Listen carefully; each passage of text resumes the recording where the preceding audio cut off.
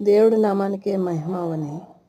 అప్పుడు యేసు అపవాది చేత శోధింపబడుటకు ఆత్మ వలన అరణ్యమునకు కొనిపోబడెను.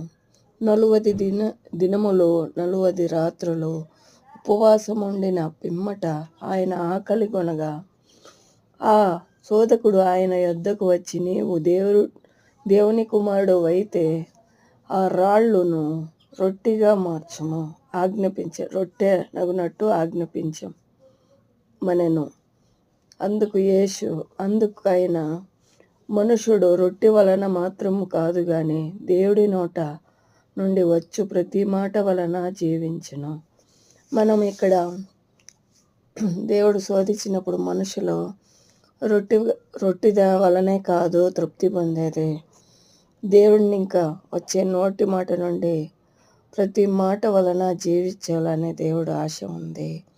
మనం దేవుడి నోట్లో ఇంకా వచ్చిన ప్రతి మాటలకి జీవించుదాం.